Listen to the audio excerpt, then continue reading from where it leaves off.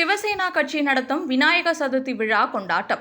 இந்துக்களின் முக்கிய பண்டிகையான விநாயகர் சதுர்த்தி விழா உலகம் முழுவதும் பல்வேறு இந்து அமைப்பினர் பொது இடங்களில் விநாயகர் சிலை வைத்து கொண்டாடி வரும் நிலையில், சிவசேனா கட்சி சார்பில் மானாக்கா வீதியில் 32ஆம் ஆண்டு விநாயகர் சிலை சிவசேனா மாநில அமைப்பு செயலாளர் செந்தில் தலைமையில் வைத்து வழிபாடு செய்து வருகின்றனர். முதல் நாளில் காலை முதலே பல்வேறு சிறப்பு பூஜைகள், யாக பூஜைகள், உலக நலன் வேண்டி சிறப்பு பூஜைகள் நடைபெற்றது.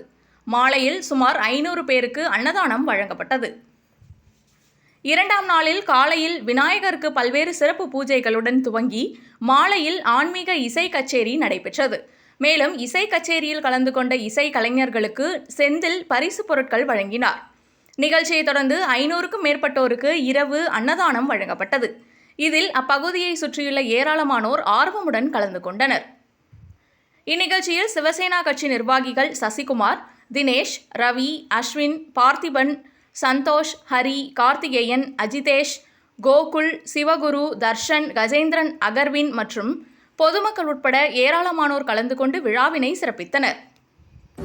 சிவசேனா கட்சியின் கோவை மாநகர தலைமை விழா 32ஆம் ஆண்டுகளாக மாநகர நடைபெற்று வருகிறது.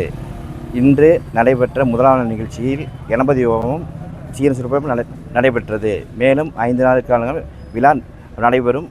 பரதநாட்டியம், இன்னிசை கச்சேரி, அன்னதானம், குழந்தைகளுக்கான விளையாட்டுப் போட்டிகள் அனைத்தும் நடைபெற்று 31ஆம் தேதி வரும் 31 ஞாயிற்றுக்கிழமை சிலை லைட்டு சென்று விசர்ஜனை செய்து நடைபெறுகிறது. அனைவருக்கும் விநாயகர் சதுர்த்தி விழா வாழ்த்துக்கள்.